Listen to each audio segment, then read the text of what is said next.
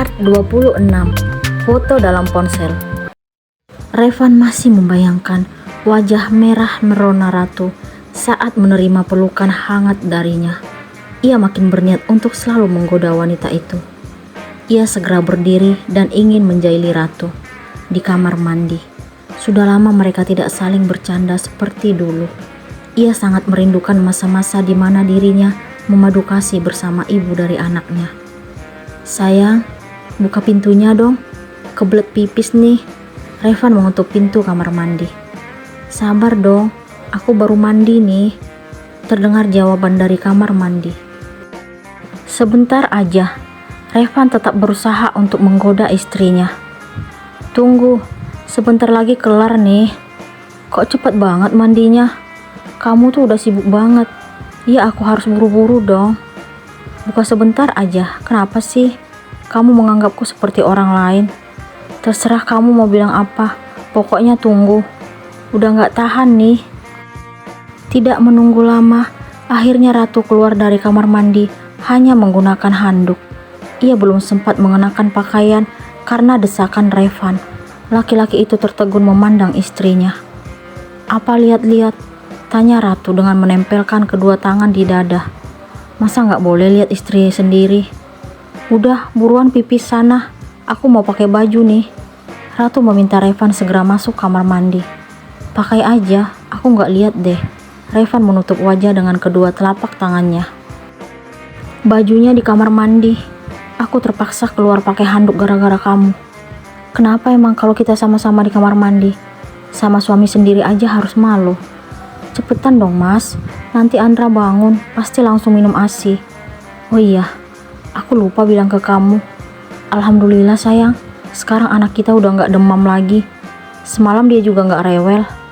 "Aku tahu, tadi aku pegang dahinya udah adem. Aku gak jadi pipis deh," ucap Revan tiba-tiba, lalu mengangkat alis di depan Ratu. "Kamu sengaja yang ngerjain aku?" Revan membalas Ratu dengan senyuman. Saat mereka masih berdebat, Andra terbangun dan langsung menangis. Ratu segera menghampiri putranya. "Iya sayang." Ratu memangku Andra lalu memberikan ASI. Revan yang menyaksikan tingkah Ratu akhirnya senyum-senyum sendiri. Ia kagum melihat istrinya dalam mengurus putra mereka. Mendengar suara Andra menangis, wanita itu dengan cepat langsung menghampiri sang buah hati, tanpa menyadari kalau ia hanya mengenakan handuk untuk menutupi tubuh. Revan pun menghampiri kedua penyemangat hidupnya. Ia duduk di samping Ratu, lalu mengusap-usap pipi anaknya yang sedang menikmati ASI. Revan sangat bersyukur memiliki dua orang yang ia cintai. "Jangan ganggu dong mas, Andra lagi minum nih. Sepertinya dia juga masih ngantuk. Biarkan dia tidur lagi. Kemarin dia gak bisa tidur karena demam." Ratu meminta Revan agar tidak mengganggu Andra. "Kok ganggu sih? Aku hanya mengusap-usap pipinya." "Tapi dia lagi menikmati minumnya mas. Lihat aja tuh sambil merem-merem." "Iya deh, gak usap-usap lagi." Revan akhirnya mengikuti permintaan Ratu. Sekarang ia merasakan kantuk luar biasa karena harus menjaga Andra tadi malam.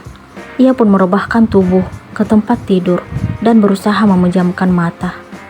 Setelah Andra tertidur, Ratu merebahkannya ke dalam ayunan, kemudian kembali menuju kamar mandi untuk mengenakan pakaian yang sejak tadi telah ia siapkan. Sebelum menutup pintu, ia tersenyum melihat Revan yang sudah terlelap. Hari ini, Cinta dan Bimo akan berkunjung ke rumah orang tua Ratu. Tujuan mereka ingin melihat Andra. Hari libur ini juga mereka manfaatkan untuk berbincang-bincang dengan sahabat yang sudah lama tidak bertemu. Revan masih menikmati tidurnya.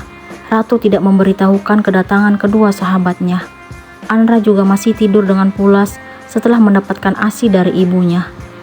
Sekarang, Ratu sedang menemani Bi Ijah menyiapkan jamuan yang akan disuguhkan kepada Cinta dan Bimo. Terdengar suara panggilan masuk dari ponsel Ratu dalam saku celana yang ia kenakan. Ia merogoh benda tersebut dan melihat nama Cinta di layar. Ia segera menekan tombol simbol telepon berwarna hijau. "Assalamualaikum." Ratu memberikan salam kepada Cinta. "Waalaikumsalam," terdengar balasan salam dari sahabat Ratu. "Nyampe jam berapa nih? Aku udah siapin makanan untuk kalian." Ratu bersemangat. Kami udah di depan rumah kamu, tapi Pak Udin gak ada. Terdengar nada kesal dari Cinta. Tunggu aja, aku langsung ke depan ya. Ratu melangkah menuju depan rumah orang tuanya. Ia melihat mobil Bimo berhenti di luar pagar. Ratu berjalan ke pos, dan ternyata benar, Pak Udin sedang tidak ada. Ia akhirnya menemukan kunci pintu pagar di laci. Hatinya sangat gembira, karena akan bertemu dengan kedua sahabat terbaik yang selalu mengingatnya.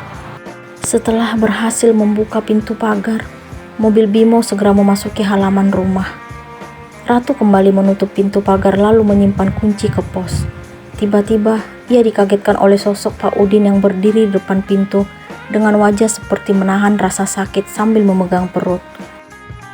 Maaf Neng, tadi saya lagi di kamar mandi. Pak Udin meminta maaf kepada Ratu. Pak Udin sakit ya? Kok kelihatan pucat? Perut saya dari semalam mulus-mulus Neng. Kenapa nggak istirahat aja? Kalau udah sembuh baru kerja lagi. Terima kasih Neng, saya akan rebahan di dalam. Semoga rasa sakitnya berkurang.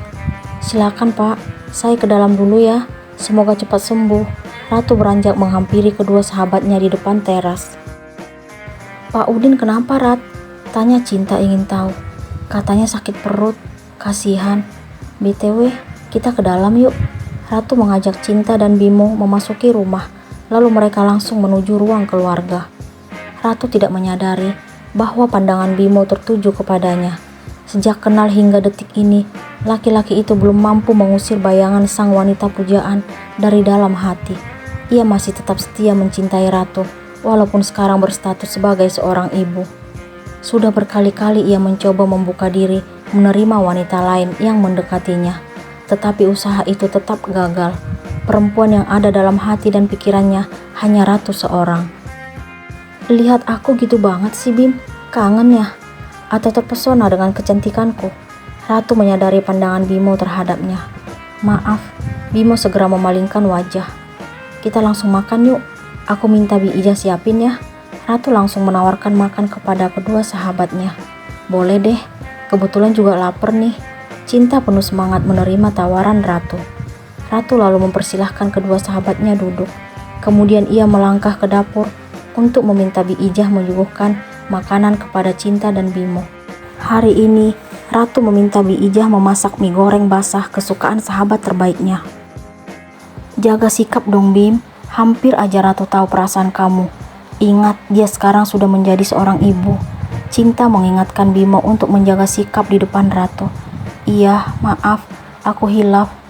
Tidak menunggu lama, Ratu dan Bu Ijah sudah berada di ruang keluarga dengan makanan yang telah dipersiapkan. Mereka akhirnya menikmati masakan Bi Ijah dengan semangat. Cinta dan Bimo menyukai makanan yang telah tuan rumah suguhkan. Saat sedang bersantap dan sambil berbincang-bincang, Ratu mendengar suara tangisan Andra makin dekat ke arah mereka. Ternyata Revan sedang berjalan sambil menggendong sang buah hati yang sedang menangis menuju ruang keluarga. Revan terkejut melihat keberadaan sahabat Ratu. Tatapannya langsung tertuju kepada Bimo. Ia masih sangat ingat beberapa bulan yang lalu saat Bimo berkunjung ke rumah orang tua Ratu. Ia tidak terima karena kala itu Bimo selalu memperhatikan ibu dari anaknya. Andra nangis nih sayang. Revan menyerahkan putranya kepada Ratu. Cinta dan Bimo merasa gemas melihat Andra.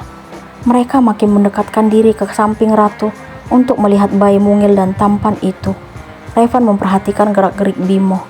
Ia tidak ikhlas melihat laki-laki itu mendekati putranya. Bimo menyadari ketidaksukaan Revan terhadapnya. Ia akhirnya mengingat kalau dirinya pernah melihat Revan menemui wanita yang tak lain adalah Lani.